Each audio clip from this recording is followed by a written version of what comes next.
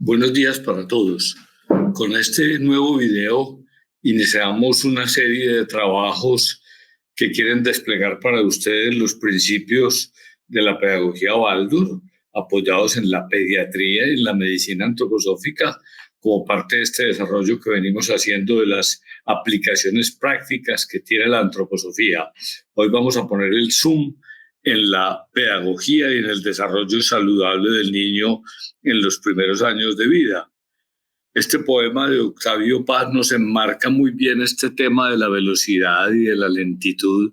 Miren qué lindo cómo él juega con las palabras y dice: soy hombre, soy ser humano, poco duro. O sea, mi duración es breve, pero también soy blando. Soy hombre poco duro y es enorme la noche. Las estrellas escriben. Sin entender, comprendo. También yo soy escritura. Y en este mismo instante, alguien me deletrea. La maravilla de la poesía que nos sintetiza cosas insondables en pocas palabras. Veían el título de Alabanza de la lentitud, que es una paráfrasis, un préstamo del texto de Lamberto Maffei, que es un neurocientífico italiano que trabaja muy a fondo en su libro el desarrollo del cerebro del niño como un desarrollo lento.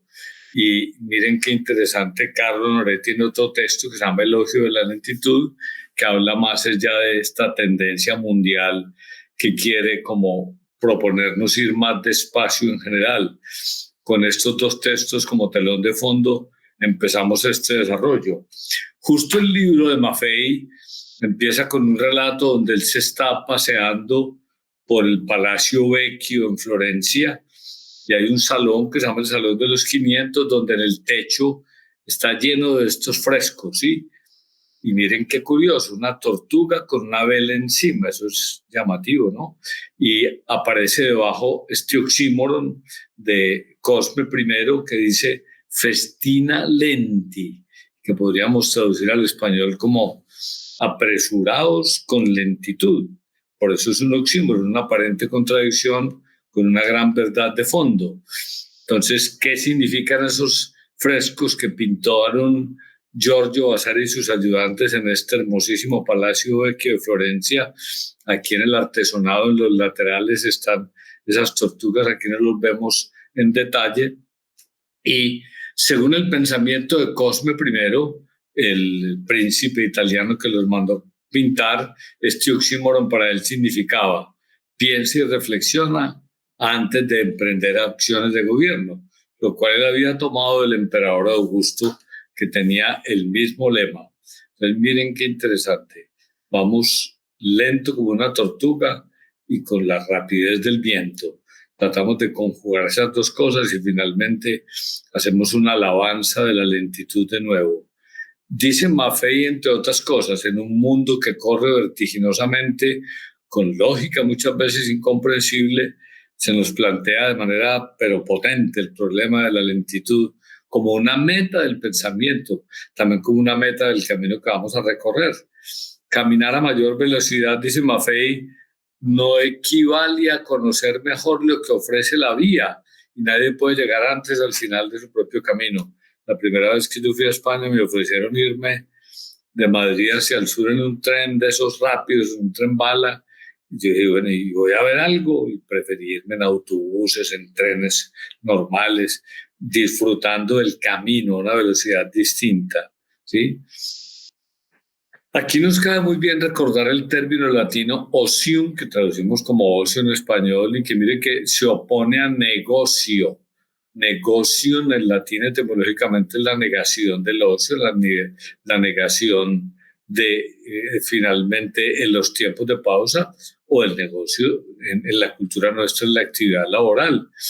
Pero no siempre y en todas las culturas se leyó el ocio en clave negativa y se entendía también como un tiempo de contemplación, un tiempo de quietud, un tiempo de reflexión, ¿sí?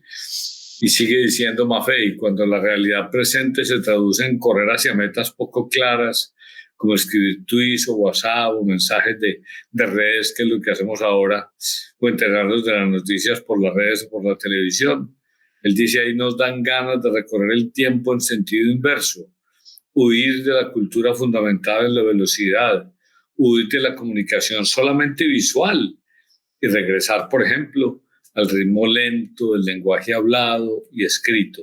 Es una necesidad de nuestro tiempo y una necesidad para acompañar correctamente a los niños. La comunicación visual se caracteriza por la rapidez. Miren que en general, cuando decimos lo vi con mis propios ojos, como que hay una voluntad de verdad, pero olvidamos que el cerebro es una máquina lenta y el deseo de emular a las máquinas rápidas se convirtió en una fuente de angustia, de frustración. Goethe, a quien ven en la imagen, escribía: la felicidad suprema del pensador está en sondear lo sondable y venerar en paz y tranquilidad lo insondable. Dos caminos. Tengo una percepción sensorial que yo puedo sondear con mis sentidos, pero tengo una percepción que se escapa de los sentidos y que implica quietud, tranquilidad para entrar en lo inefable, en lo insondable. Entrando en materia, sabemos que por su filogénesis, el cerebro humano posee mecanismos de respuesta al medio, unos ancestrales rápidos que están en ese cerebro basal, en ese cerebro reptílico, en el tallo cerebral, que son automáticos, la respuesta de huida, las respuestas de supervivencia, de sed, de apetito, etcétera, pero otros mecanismos mucho más lentos que aparecieron posteriormente en el desarrollo humano. Los primeros mecanismos son totalmente inconscientes, pertenecen al cuerpo vital, a los procesos que sostienen la vida, y los segundos, los conscientes, son ya fruto del pensar, del razonar humano. Sin embargo, parece que las sociedades avanzadas tienden a situar los pensamientos rápidos en un puesto predominante. Y es opinión generalizada que el hecho de subrayar el valor de los mecanismos lentos es como si estuviéramos invirtiendo la flecha del progreso. Y es frecuente la crítica de que eso es una mera añoranza del pasado, que no tenemos que volver allá. Entonces, Maffei concluye su introducción diciendo: el pensamiento rápido, el pensamiento digital, acarrea soluciones y actuaciones frecuentemente erradas, males para la educación, aquí vamos a poner el foco, y él dice en general para la vida civil, porque introduce en la vida humana el sueño de un dominio casi sobrenatural de la naturaleza y del ser humano, cosa que por ejemplo estamos pretendiendo ahora con la inteligencia artificial, y cosa que debido a las evidentes limitaciones biológicas no podrá producirse. Por el contrario, nos dice él, el pensamiento lento está basado principalmente en el lenguaje, en la escritura, en la palabra. Mire, conversar implica casi que versar sobre algo, y también ahí la poesía se asoma, camino de gran importancia para la educación en general, pero esto es clave en la enseñanza en las escuelas, en los colegios. No todo puede ser con pantalla, necesitamos que los niños nos oigan, perciban nuestra entonación. Maffei cita en su libro una historia hermosísima del famoso biólogo Stephen Jay Gould, el de la sexta extinción, texto que se llama Filogenia y Ontogenia, y que a su vez cita este cuento que se llama Érase una vez un futuro rey, publicado en español como Camelot. En este cuento se narra la infancia y la gesta del rey Arturo, el de los caballeros de la mesa redonda, y en la última parte trae un relato sobre la creación de los animales muy hermoso, donde finalmente la figura del creador le pregunta a los embriones de los animales: bueno, ustedes ya en su potencialidad básica, ¿qué quieren ser? Y todos, de alguna manera, esto es una historia mítica que nos va a conducir a algo más, eligen una perspectiva. Yo quiero ser lombriz, pero yo quiero ser tigre, yo quiero ser elefante, etcétera, ¿sí? Pero hubo un embrión que decidió quedarse tal cual como estaba, ¿sí? Y dice, finalmente, esa evolución, esa elección mejor de este embrión que se quedó como estaba, determinó ajustes tan importantes como la larga duración de la infancia. Y el creador le volvió a insistir: ¿realmente quieres permanecer así? Sí, yo quiero permanecer así porque quiero tener todas las potencialidades y no una sola.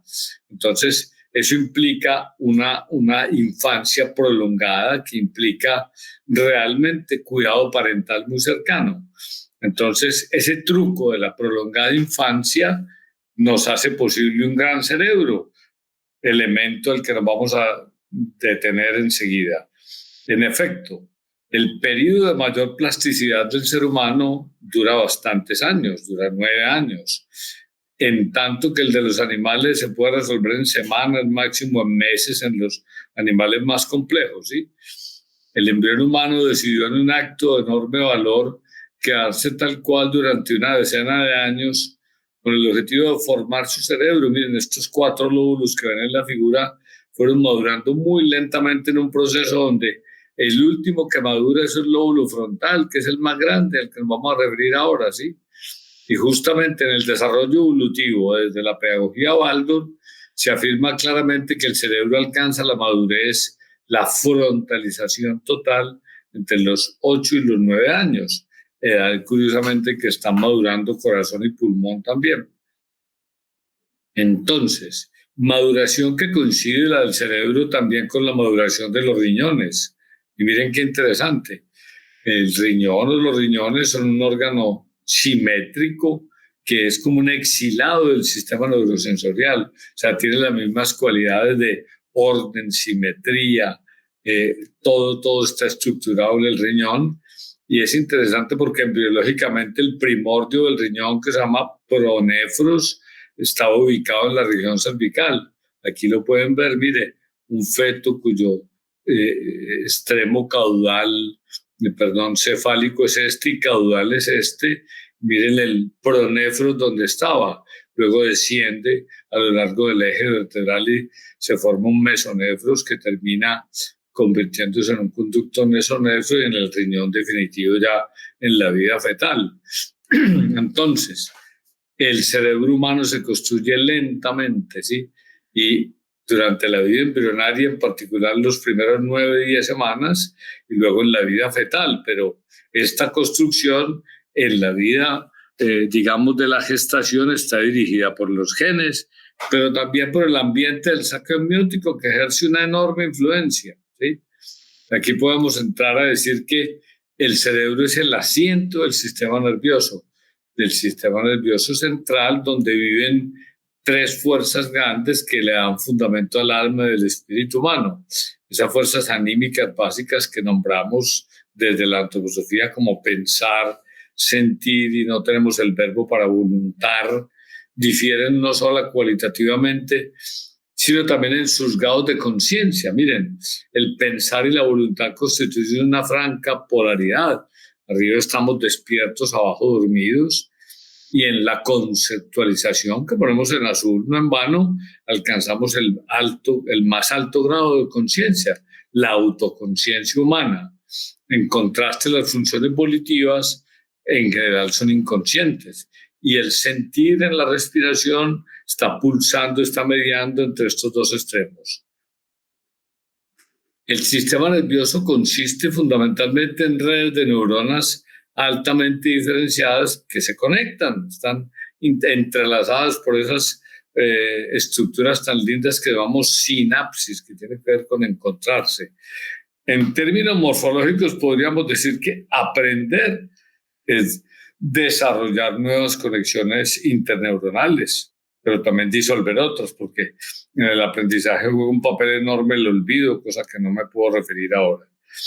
Debemos recordar aquí que las neuronas en la primera parte del desarrollo son calvas, es decir, tienen pocas conexiones, esto lo afirma Maffei claramente, ¿sí? Y el cerebro humano es supremamente plástico y flexible, ¿sí? Las fibras nerviosas que decimos que están localizadas en esa parte que se llama más blancuzca, la materia blanca, sirven básicamente para conducir, para transmitir los impulsos, pero también lo hacen la transmisión, los cuerpos celulares neuronales, que nos dan esa sensación de algo más oscuro y que llamamos materia gris. Entre todo el entramado de neuronas, que tenemos billones, se ubica la neuroglia. Miren, como glía es como el tejido de unión del sistema nervioso, cuya función principal es el mantenimiento general y la regeneración de las neuronas. sea, el metabolismo. Entonces miren que también aquí hay una trimembración muy linda, ¿no? La neurona como tal, lo más neurosensorial, los axones y las interconexiones, lo más rítmico, la fase intermedia, y la neuroglia, el aspecto de regeneración y de metabolismo de nuestro cerebro. Miren qué interesante, y esto se pone de presente ahora con la muerte de Jane Goodall, que entre el cerebro humano y el cerebro del chimpancé realmente no hay una diferencia tan notable. Investigaciones recientes señalan el papel esencial de las redes neuronales. Miren, la corteza cerebral humana tiene un volumen 2,75 veces mayor que el del chimpancé. Eso parecería mucho, pues 2,5 veces más grande, pero solo tiene 1,25 veces más neuronas. Esto llama mucho la atención. O sea, en número de neuronas estamos muy cerca. Y puesto que las neuronas de ambos tienen dimensiones semejantes y el número de células no neuronales es parecido, deducimos que lo que caracteriza las funciones más elevadas de la corteza cerebral humana es ese espacio que ocupan las redes neuronales, ¿sí? Vamos a empezar a hablar de una conexión específica. Y ahí ya lo insinué antes, los lóbulos frontales del cerebro más nuevo son la parte del cerebro que se caracteriza por una mayor arborización de neuronas. O sea, ahí tenemos una gran arboleda de conexión de neuronas en nuestro lóbulo frontal, donde integramos el sentir y el pensar. No podía dejar de hacer mención a los trabajos de Jane Goodall, esta antropóloga inglesa que falleció esta semana, y donde ella descubrió muchísimas cosas maravillosas. Nos reveló que los chimpancés usan herramientas que tienen comportamientos sociales bien complejos. Nos abrió las puertas a ese mundo maravilloso del chimpancé. Si seguimos la línea de pensamiento de Steiner, volviendo a sus fundamentos antroposóficos, uno puede decir que en el polo neurosensorial están todos los procesos neurales que nos permiten pensar, conceptualizar, ¿sí? A partir de la percepción polo sensorial, construimos un pensar claro individual, pero que en el sistema rítmico las funciones de la circulación y la respiración operan como la base física de nuestro sentir, como ese intercambio rítmico con el mundo que nos permite sentir el mundo, que nuestra alma sienta. Mientras que en el polo metabólico motor, caliente, móvil, esos procesos de movimiento y de metabolismo son la base de la voluntad, de la capacidad de actuar para transformar el mundo, de que el pensamiento se transforme en acción, y el hígado juega un papel clave en ese pasaje. Steiner dice que el niño del primer septenio es todo órgano sensorio y que aprende por imitación del entorno. Ese gráfico que tengo abajo, miren, que nos da cuenta un poco de cómo todos los impulsos entran al centro del niño, cuyo yo todavía es un yo muy germinal, sin ninguna barrera, sin ningún límite. Entonces, el cerebro justamente en todo este primer septenio está dedicado a formar nuevas sinapsis, nuevas conexiones neuronales. Y el ambiente aquí, como una experiencia de lo singular de cada niño, es un factor decisivo para la formación del cerebro individual. Esto es clave porque un niño con unas condiciones adecuadas tendrá un desarrollo cerebral mucho más sano, porque ya lo dice Maffei también, el ser humano se construye el cerebro viviendo, interactuando con el entorno, ¿sí? Realmente tocándose con el mundo. Por eso debemos tener en cuenta que muchas de las experiencias del niño en esta época son experiencias o propuestas o impuestas por los padres. Después de la adolescencia y durante la edad adulta va disminuyendo esa elasticidad que era tan potente hasta los 9 años, aunque nunca desaparece. Nuestro cerebro sigue siendo plástico toda la vida, solo que con menos intensidad. Ya dijimos que cuando nacemos las neuronas están muy pelonas, pero sus ramificaciones se van haciendo cada día más abundantes y van buscando otras neuronas para formar esa red neuronal que pone el cerebro a funcionar. Al principio, los encuentros de las neuronas están guiados por factores bioquímicos, de modo que solo ciertas condiciones ambientales o una enfermedad pueden perder ese programa. O sea, hay algo genético y bioquímico que va conduciendo esto, pero que en la medida en que el ambiente es más amplio y que el niño tiene los estímulos adecuados, puede imitar el mundo correctamente, esas variaciones se van dando en cada individuo. Maffei nos dice que las neuronas no cambian mucho de tamaño durante el desarrollo, pero sus ramificaciones dendríticas sí aumentan mucho. En la vejez el árbol dendrítico se retira y de nuevo la neurona vuelve a hacerse calvita, pelona, de modo que el desarrollo describe una especie de parábola paralela a la que llamamos parábola de la vida. O sea, también en el desarrollo neurológico hay un máximo a cierta edad y ese máximo empieza a descender. Solo que la rama descendente presenta constantes de tiempo mucho más largas que la ascendente, casi que en la curva del desarrollo nervioso el pico máximo está a 10, 11 años y hasta los 20, 21 y ahí empieza de un descenso lento que va culminando en la vejez. Entonces, miren, también nos hacemos viejos y nos morimos con la estrategia de la lentitud, ¿sí? No solamente nos desarrollamos, sino que terminamos invocando un ritmo lento.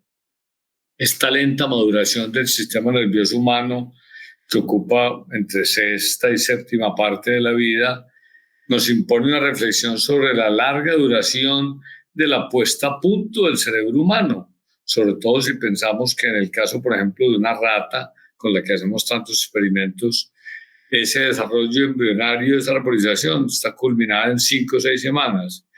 Y en otros mamíferos, a los pocos meses ya hay una madurez total, de tal manera que muchos ya tienen incluso su madurez sexual al final del primer año de vida. Se pregunta Maffei, ¿existe un motivo para esta lentitud o se trata de un fenómeno característico del cerebro humano y en la práctica de una pérdida del tiempo? Desde una visión pues calvinista de exprimir el tiempo se podría mirar así. Volvemos a la alabanza de la lentitud. Se nos brinda ese tiempo para que todos podamos imprimir una impronta, una marca personal del desarrollo de nuestro cerebro, ajustando las fibras del sistema nervioso a los estímulos seleccionados por nosotros o por el ambiente en que vivimos. Uno puede ir filtrando y puede ir tomando y las cosas positivas las guarda, las que no, las que le producen placer las aprende, para que cerebro y ambiente sean compatibles en el sentido de la supervivencia y, por supuesto, de la reproducción, que es la tendencia fundamental de todas las especies. Desde un punto de vista espiritual, podríamos decir, entrando con la antroposofía, esta lentitud está al servicio del proceso de humanización, de la construcción de un organismo individual. En el niño del primer septenio podríamos decir que lucha por separarse del cuerpo de los padres, quiere salir de la información genética que le prestaron y construir el propio cuerpo para albergar un yo individual. La tecnología ha hecho más veloces las comunicaciones, pero las neuronas se están quedando tal cual y la plasticidad con que se dotó al ser humano para un periodo tan largo equivale a la facilidad de aprendizaje y adecuación al ambiente en función de una sociedad que cambia permanentemente y que nos mantiene sobreestimulados un poco como vemos en esa gráfica. Entonces, podríamos decir que el éxito del ser humano como ser vivo no solamente depende de su forma física, sino también de su forma intelectual, anímica, espiritual. No tenemos la velocidad del guepardo, ni la fuerza del elefante, ni la vitalidad de una planta, pero salvo circunstancias especiales los podemos controlar. El ser humano se toma más tiempo para aprender del ambiente y ahí está su capacidad de enfocarse creativamente en diferentes campos, en las disciplinas que le gustan y las que le permiten realizarse como individuo y llegar realmente a ser humano, humanidad que estamos perdiendo cada día más. La escuela y en términos generales la instrucción que le proporciona la sociedad no puede pasar por alto este periodo de plasticidad del cerebro, durante el cual se aprende por imitación. Miren, lo ideal es aprender viviendo, jugando, no sometido a contenidos intelectuales y a tareas que cuando se entregan tempranamente, agotan la vitalidad del cerebro. Entonces aquí, así subrayado, la gran precaución que se recomienda en estos modelos con pantallas, ojalá no antes de los 7 de ninguna manera y muy reguladitas antes de los 9. De ahí para adelante el cerebro está listo y los niños aprenden. Podemos entrar en la recta final diciendo, el animal no toma tanto tiempo para madurar porque ya tiene todo delimitado en sus instintos, sus procesos ya están de alguna manera definidos por el instinto. El ser humano se toma un tiempo largo, nace frágil, depende de un adulto predecible, madura lentamente para albergar en sí la luz del espíritu.